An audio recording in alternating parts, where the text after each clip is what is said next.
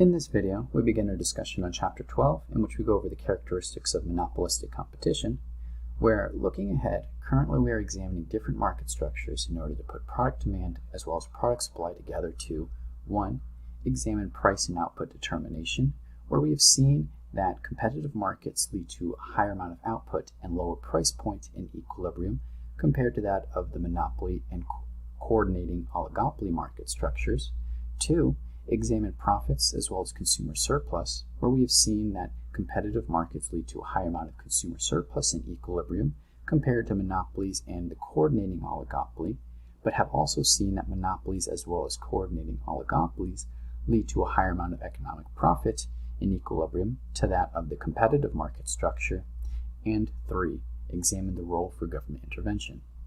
where in regards to this chapter, we seek to introduce the monopolistically competitive market structure by considering its characteristics in order to go over the profit maximization process for a firm in this space in order to go over market outcomes. Where in regards to today's discussion, we seek to go over characteristics by introducing some preliminaries in order to define the market structure and go over its characteristics and conclude with some examples, where beginning with the preliminaries, as we saw with prior market structures, in order to study monopolistic competition, we will need two items. The first being the firm problem, maximize profits subject to the production constraint, and the second being our market structure assumption, in which this case is going to be the monopolistically competitive market structure. Where, turning to our two items briefly again, we saw that through the theory of the firm, strictly looking at the firm problem, we can go through a firm's production process as well as their cost structure. And by incorporating the market structure assumption, we saw that we could go through the profit maximization process as we did for the competitive firm, the monopoly, as well as for the individual oligopolist, where without this second item of the market structure assumption, we cannot complete our analysis for the firm, much less for the overall market. So as we did with our prior market structures, we then therefore need to define monopolistic competition in order to examine its characteristics, in order to go through the profit maximization process for a firm in the space, and then go over the equilibrium for the overall market. Where, before we proceed to characteristics, let us first recall our market structures, where first we have our benchmark case in terms of perfect competition, which sits at one extreme in which there's many buyers and sellers, each of which whom have no market power. We have our other extreme that we've considered, which was the monopoly, in which there's one firm with market power operating in the space. And then we had our first in-between case in the form of oligopolies, in which there was a few firms in the space, each of which whom had considerable market power, and their decision-making process was interdependent of one another. We also have a duopoly, which is a special case of an oligopoly in which there's only two firms in the space as opposed to a few amount of firms. And now we seek to consider monopolistic competition, in which there's many firms operating in the space, each of which with a little amount of market power, which is another in-between case between perfect competition and monopoly, and is a slight deviation in terms of its characteristics from perfect competition. And so we seek to see how those deviations will alter its outcomes in the market. So with that in mind, let us now turn our attention to defining monopolistic competition, where monopolistic competition is going to be defined as a market in which many firms produce similar goods or services, but each maintain some independent control of its price. Where the conditions for this market structure to hold are going to be many firms operating in the space whom are profit maximizers selling a differentiated product in which low barriers to entry exist. Some market power is available to these firms. They are independent decision makers, and zero economic profits are expected in the long run. Where, turning our attention to these characteristics a bit more carefully, we see starting with our first assumption or characteristic of many firms. This is going to be a classification assumption and is analogous to what we saw in the perfect competitive case, many firms operating in the space, and this characteristic helps aid in the competitive aspect of this market structure, in that there's an inverse relationship between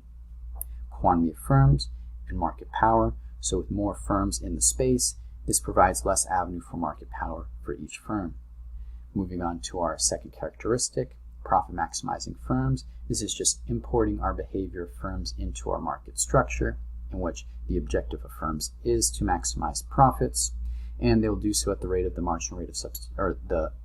marginal revenue is equal to marginal cost, and similar to what we did with prior market structures, we also import our behavior on consumers, whom are utility maximizers. Maximizing utility at the rate of the marginal rate of substitution is equal to the price ratio. Moving on to our third characteristic, we have differentiated products in which goods are substitutable across competitors to a degree, where through product differentiation, brand loyalty can be established. Where product differentiation is going to be features that make one brand appear different from competitors, and brand loyalty is going to be consumer sentiment towards a brand. Where a particular example will be the fast food industry, where a popular commodity is the chicken sandwich. Chick-fil-A, Popeyes, McDonald's, Burger King, and other fast food chains have their own version of the chicken sandwich. They all fulfill the role of being a chicken sandwich, but they all differ in terms of the type of bun that's being used, the quantity of chicken in the sandwich, as well as how it's cooked, as well as the condiments that are being used in the chicken sandwich. Where through these things that are different across each of the brands, this allows for some differences across the chicken sandwich to alter its taste, which will then allow consumers to value one chicken sandwich from a chain more so than the others, allowing for brand loyalty. Where with brand loyalty, consumers will view a product from a brand as less substitutable than others, where overall this will lead to the consequence of an inelastic price as well as cross-price elasticity of demand value. Where if we consider another industry, such as the clothing industry, many firms in the space, such as Old Navy, American Eagle, H&M, Hollister, and the list goes on.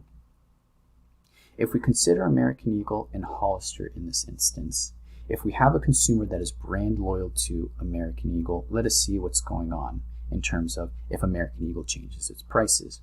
If American Eagle raises its price,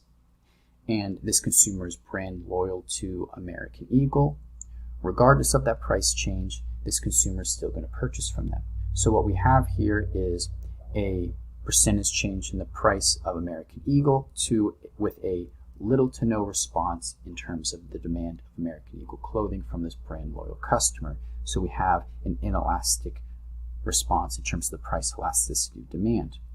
On the other hand, considering the cross-price elasticity of demand, with this brand loyal American Eagle consumer, say its competitor Hollister, who also makes clothing as substitute good, decreases the price on their clothing. Since this consumer is brand loyal to American Eagle, they still purchase from American Eagle regardless of this price change from Hollister. So what we have here is a percentage decrease in the price on Hollister occurring, corresponding to a little to no change in the demand for American Eagle clothing. So once again, an inelastic response in terms of the cross-price elasticity of demand in regards to American Eagle clothing. So overall then, product differentiation and brand loyalty will assist in granting market power to firms in this market structure.